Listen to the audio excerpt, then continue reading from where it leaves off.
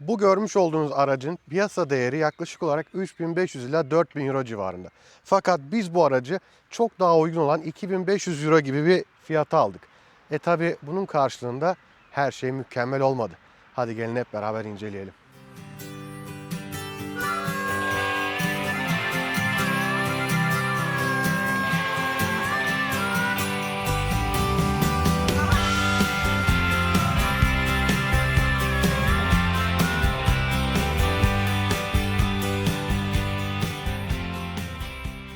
Öncelikle tabii ki arabanın dış tasarımından biraz bahsederek size başlayayım. Bu bir şehir arabası. Fiat 500. Zaten buradaki yazıdan da gördüğünüz gibi 2010 model. Gayet ufak bir şehir arabası. Zaten biz de bunu alma amacımız şehirde kullanmaktı ve uygun fiyata gelmesiydi. O konuya şimdi değineceğim. Aracımız 1.2 litre motora sahip. Yaklaşık 69 beygir güce sahip. Torkunu bilmiyorum ne yazık ki. Düz vites. Gayet şehir içerisinde uygun bir araç. Şimdi ön tarafa baktığınızda klasik Fiat 500'ün o güzel ön tasarım var. Yani araba çok şeker duruyor. Şimdi mükemmel değil dediğimiz bölüme gelelim. Mükemmel olmayan bölüm burası. Gördüğünüz gibi aracın bu bölümünde bu alt marşpiyer bölümü tamamen vurulmuş ve bu taraflar da vurulmuş durumda. Tabii bunlar hata olarak optik hatalar. Herhangi bir teknik hata yok araçta. Yani motor, şanzıman, yürüyen bunlarda bir problem olmadı. Açıkçası bu da bu fiyata bana geldiğinde, yani 2500 euroya bu araç bana geldiğinde piyasasına göre baktığımda bana uygun geldi. Tabii ki bu fiyatlara dış tasarımı da güzel araçlar var. Fakat kilometreye bakarak, bu 113 bin kilometrede bir araç. Ona bakarak, temizliğine bakarak aracın genel anlamda burayı saymazsak bana uygun geldi ve biz bu aracı şehir aracı olarak belli bir kısa süreliğine satın almak istedik. Fakat burayı yaptırma taraftarı değilim. Şu anlık böyle sürüyorum. Açıkçası optik bir hasar olduğu için ve herhangi bir teknik hasara yol açmadığı için kullanması gayet keyifli. Yani ben herhangi bir görüntü dışında bir problem yaşamadım. Şöyle size hazır teknik detay demişken motoru da bir göstereyim. Motorumuz gördüğünüz gibi 1.2 litre 69 beygir ufacık bir motora sahip. Herhangi bir yağ kaçağı veya herhangi bir sorun görmedim. Ne bir yağ kaçağı vardı ilk aldığımda, kendim baktım. Ne de herhangi bir başka bir şey gördüm. Bir de üstüne üstlük kliması var ve kliması da çalışıyor. Bu çok büyük bir artı şehir içerisinde. O yüzden bu aracı satın almaya karar verdik. Şimdi tabii bu araçlarda çok daha farklı paketler var. Krom jantlar olan. Hatta bunun önce bizde bir tane bunun kabriyosu da vardı. Krom jantlı, çok güzel. Resmini de koyarım hatta. Onu ne yazık ki sattık. O bir de kabriyoydu. O çok daha uyguna gelmişti ama onu ne yazık ki sattık.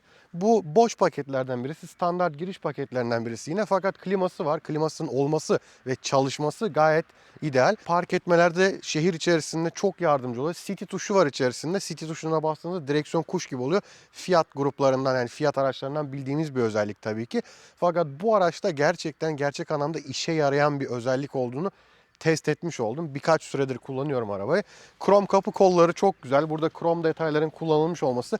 Bagajımız litresini tam hatırlayamamakla birlikte 230-40 litrelerde olduğunu düşünüyorum. Gayet şehir içerisinde alışveriş yaparken yeterli olan bir bagajdır. Bagaj kapağımız gayet rahat açılıp kapanıyor. İçeriye baktığımızda burada kaplamalı koltuklarımız var. Orijinal Fiat 500 yazılarının üzerinde olduğu. Altında da gri normal koltuklarımız var, yine kumaş koltuklar. Gayet rahat oturabiliyorum. Tabii direksiyonun sadece yükseklik ayarı var. Derinlik olsaydı biraz daha rahat oturabilirdim. Sadece yükseklik ayarının olması benim için bir eksi. Vites topuzumuz çok güzel. Bilardo topu gibi böyle. O hoşuma gitti. Onun dışında içerisi gayet sade. Burası normalde aracın dışı ne renkse o renk olur. O yüzden buralar komple beyaz. Burada yine krom bir 500 yazımız var. Eşya gözleri bakımından burada küçük bir göz. Burada 2 bardaklığımız falan. Yani eşya gözleri bakımından da pek cömert değil açıkçası. Biraz küçük ama şehir içerisinde en azından mesela diyelim ben burada garaj otoparkımın garaj kapısının kumandasını koyabildiğim yerim var. Tam buraya ideal olmuş. Fişleri buraya koyabiliyorsunuz. Klima üniteleri burada. Paketlere göre dediğim gibi değişiyor. Burada tuşlar da gelebiliyor. Deri kaplı direksiyon da gelebiliyor. Bu araçta bunların hiçbirisi yok ama benim işimi bu fiyatta görebilecek bir araç olduğu için ben gayet memnunum. Kapı kolları keza komple sert plastik ama burasının yine krom tutulmuş olması kaliteli hissettiriyor. Yani kaliteli hissettirmiyor da bir tasarım güzelliği katmış böyle. Yani Bütün kapıya baktığınızda plastik çok sade çirkin bir kapıyken bir krom detay işi değiştirmiş. Arka taraf tabi biraz ufak ama Smart'a göre en azından arka mekanın ve arka koltukların bulunması iyi bir artı diye düşünüyorum. Koltuğumuz da şu şekilde tekrardan kapanabiliyor. Şimdi size bu aracı almamızdaki sebeplerden birkaç tanesini sıralayacağım. Birinci sebep maliyetler. Böyle bir araç almak istediğinizde maliyetleriniz hayli bir düşüyor. Yani bakımı, yağ değişimi veya herhangi bir şey bozulduğunda fiyatlar gerçekten uygun. Çok daha kolay tamir edilebilir. Çok daha fazla tamir edecek insan bulabileceğiniz bir araç olduğu için bu araca sahip olmak istedik. 2. Vergi avantajı. İnanamayacaksınız, bu aracın vergisi yıllık sadece 26 euro. Aynı zamanda sigorta avantajı da var.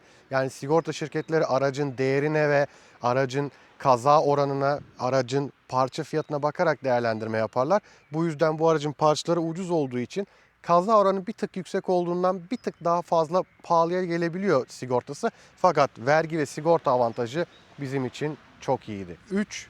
Yakıt tüketimi.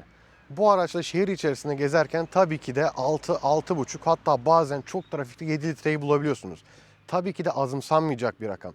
Fakat kendi aracımla kıyasladığımda şehir içerisinde 20 litreleri görebildiğim için bu araçla 6-6,5 litrelerde gezmek benim için mükemmel bir durum.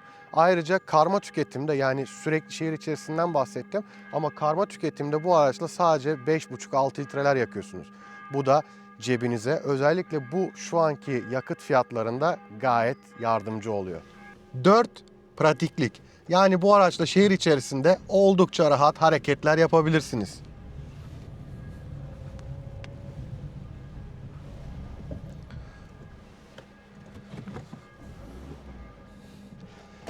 Tabii ki buraya park etmek çok daha kolay. Çünkü bomboş bir park yeri. Ama şehir içerisinde düşünecek olursak kısa manevralar ile gerçekten kolay hareketler yapabilirsiniz. Neyse, kamerayı bırakalım, ben gittim.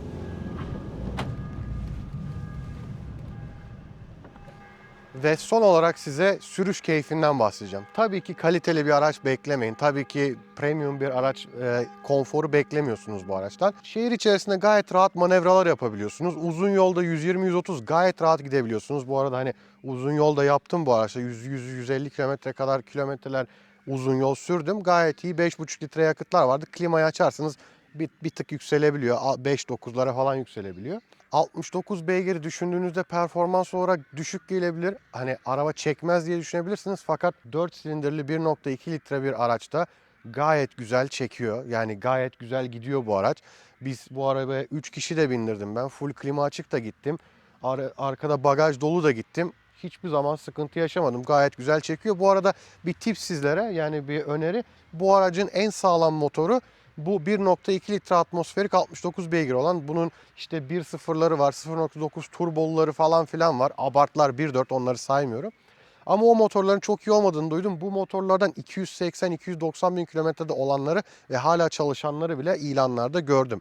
Bu 113 bin kilometrede. Ama ben gayet şu anlık bir aydır kullanıyorum. Sürüşünden gayet memnunum aracın.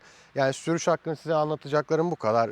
Böyleydi. Hani süspansiyonlar tabii ki çok büyük konfor yok. Hani çalışma aralıkları kısa, çok büyük deliklere girdiğinizde hissettiriyor. Şehir içerisinde ama gayet işinizi görecek. Smart'tan bir tık işte avantajı arka koltuklarının olması.